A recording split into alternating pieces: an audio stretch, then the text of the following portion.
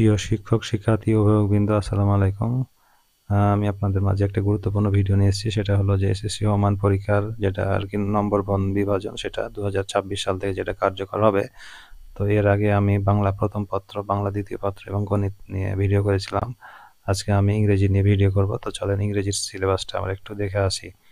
তো ইংরেজির সিলেবাসটা যদি আমরা একটু দেখি, নিচের দিকে যদি দেখি, তাহলে দেখেন ইংলিশ ফার্স্ট পেপার, এখানে 100 মার্ক। এখানে স্কিল এরিয়া আছে, পার্ট এ রিডিং, এখানে 70 মার্ক আছে। এখানে থাকবে এমসিকিউ থাকবে, তারপরে অ্যানসারিং কোশ্চেন থাকবে, গ্যাপ ফিলিং থাকবে, ইনফরমেশন ট্রান্সফার থাকবে, তারপরে রাইটিং সামারি থাকবে। তো এখানে এমসিকিউ সিন কম্প্রিহেনশন থেকে এমসিকিউ, অ্যানসারিং কোশ্চেন আর গ্যাপ ফিলিং, এই কয়টা নিয়ে সিন কম্প্রিহেনশন। এখানে এমসিকিউ এখানে 7টাতে 7, আর এখানে কোশ্চিনে 5 দুগুণে 10 মার্ক। এখানে গ্যাপ ফিলিংয়ে 5 মার্ক এবং 5টাতে, আর এই কয়টা। আর তারপরে আনসিন থেকে থাকবে ইনফরমেশন ট্রান্সফার, এখানে 5-এ 5 আর কি, 1 মার্ক করে। তারপরে রাইটিং সামারি থাকবে, এখানে রাইটিং সামারিতে 10 মার্ক। তারপরে ম্যাচিং থাকবে, এখানে ম্যাচিংয়ে 5 মার্ক। রিঅ্যারেঞ্জিং থাকবে, সাজিয়ে লিখতে হবে, সেখানে হবে 8 মার্ক। তারপরে অ্যান্সার কোশ্চেন ফ্রম পোয়েমস, এখানে 5টা লিখতে হবে 8টার মধ্যে, এখানে 5 দুগুণে 10 মার্ক। তারপরে 9 নাম্বার বলছে অ্যান্সার কোশ্চেন ফর স্টোরিজ, এখানে 5 মার্ক, 5টা লিখতে হবে 8টার মধ্যে, এখানে 5 দুগুণে 10 মার্ক। এটা গেল পার্ট এ তে রিডিংয়ে। আর হলো পার্ট বি হলো রাইটিংয়ে থাকবে হলো কমপ্লিটিং স্টোরি, এখানে 15 মার্ক। আর হলো রাইটিং ডায়লগ, এখানে হলো 15 মার্ক। তো এই গেল হলো এখানে 70 হলো রিডিং পার্টে, আর হলো রাইটিং পার্টে হলো 30 মার্ক, দিয়ে মোট হলো 100 মার্ক। ওটা হলো ইংরেজি ফার্স্ট পেপারে। তারপরে যদি আমরা চলে যাই ইংরেজি সেকেন্ড পেপারে, এখানে পার্ট এ আছে গ্রামারে গ্যাপ ফিলিং আছে, উইথ ক্লু আছে, এখানে 10 মার্ক।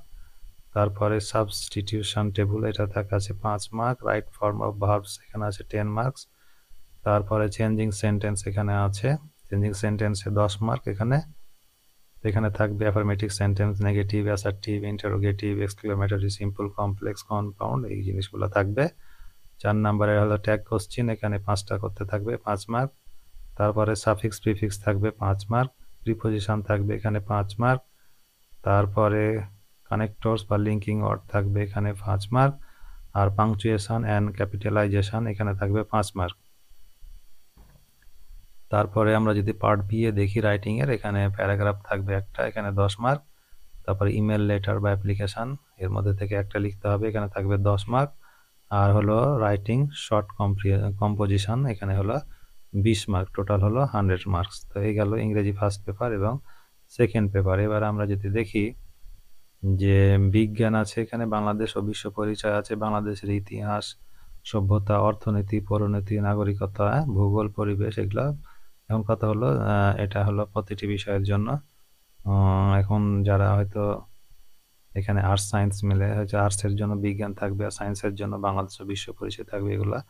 তো এখানে এগুলো সব সাবজেক্টের জন্যই প্রতিটি বিষয়ের সৃজনশীল প্রশ্নের জন্য আসলে থাকবে আর কি 50 নম্বর, সংক্ষিপ্ত প্রশ্নের জন্য থাকবে 20 নম্বর, আর বহু নির্বাচনী প্রশ্ন নৈর্ব্যক্তিকের জন্য থাকবে 30 নম্বর। তো প্রতিটি সৃজনশীল প্রশ্নের জন্য 10 মার্ক, আর সংক্ষিপ্ত প্রশ্নের জন্য 2 মার্ক, এবং প্রতিটি বহু নির্বাচনী প্রশ্নের জন্য থাকবে 1 মার্ক। তো এখানে সৃজনশীল প্রশ্ন 8টা থাকবে, 5টার উত্তর দিতে হবে, 50 মার্ক। আর হলো প্রতিটি বিষয়ের 15টির সংক্ষিপ্ত উত্তর থাকবে, এখানে 10টির উত্তর দিতে হবে, 10 দুগুণে 20 মার্ক। আর এখানে হলো বহু নির্বাচনীতে 30 মার্ক, আর এখানে সবকটির উত্তর দিতে হবে। এখানে একটা বিশেষ প্রশ্ন দেওয়া আছে যে 2025 শিক্ষাবর্ষের জন্য নির্ধারিত পুনর্বিন্যাসকৃত পাঠ্যসূচি থেকে সৃজনশীল প্রশ্ন, সংক্ষিপ্ত প্রশ্ন উত্তর ও বহু নির্বাচনী প্রশ্ন থাকবে। 2025 সালে যে সিলেবাস আছে এটাকেই আবার নতুন করে শর্ট সিলেবাস দেওয়া হবে, এখান থেকেই আর কি প্রশ্নগুলা থাকবে। তারপরে আছে হিসাব বিজ্ঞান, এখানে যারা কমার্সের আছে সৃজনশীল প্রশ্নের জন্য 40 মার্ক, আর আর্থিক বিবরণী প্রস্তুতিকরণ, এখানে আছে 20 মার্ক, 20 নম্বর। আর সংক্ষিপ্ত প্রশ্নের জন্য থাকবে 10 নম্বর, এবং বহু নির্বাচনী প্রশ্নের জন্য থাকবে 30 মার্ক। তো সৃজনশীল প্রশ্নের জন্য আমরা জানি যে 10 মার্ক, আর যেটা বলছে প্রতিটি আর্থিক বিবরণী প্রস্তুতকরণের নম্বর, এখানে থাকবে 20 মার্ক। আর প্রতিটি সংক্ষিপ্ত উত্তরের জন্য থাকবে 2 মার্ক এবং প্রতিটি বহু নির্বাচনী প্রশ্নের জন্য থাকবে 1 মার্ক। তো এখানে সৃজনশীল প্রশ্ন থাকবে 7টি এবং লিখতে হবে 4টা। আর আর্থিক বিবরণী প্রস্তুতকরণের প্রশ্ন থাকবে, একটির উত্তর দিতে হবে, একটি থাকবে, একটি উত্তর দিতে হবে। আর সংক্ষিপ্ত প্রশ্ন 7টি থাকবে, 5টি উত্তর দিতে হবে। আর বহু নির্বাচনী প্রশ্ন 30টা থাকবে, 30টারই উত্তর দিতে হবে। তো এভাবে করে প্রত্যেকটা ফিনান্স অ্যান্ড ব্যাংকিং এখানেও একই রকমই 50 মার্ক সৃজনশীল, তারপরে সংক্ষিপ্ত প্রশ্নের জন্য 20 মার্ক এবং বহু নির্বাচনী 30 মার্ক, এভাবে করে 100 মার্ক। তো আমি আর ডিটেলসে যাচ্ছি না। তো এবার যদি আমরা পদার্থ বিজ্ঞান, রসায়ন বিজ্ঞান, জীববিজ্ঞান এগুলো যদি কৃষি বিজ্ঞান, রাষ্ট্রবিজ্ঞান দেখি, এখানে যেহেতু এখানে প্র্যাকটিক্যাল অংশ আছে এই জন্য তত্ত্বীয় অংশের জন্য তোমার 75 মার্ক হবে আর ব্যবহারিক অংশের জন্য 25 নম্বর, প্র্যাকটিক্যালের জন্য 25। তো থিওরি বা তত্ত্বীয় অংশ এখানে থাকবে হবে 40 নম্বর।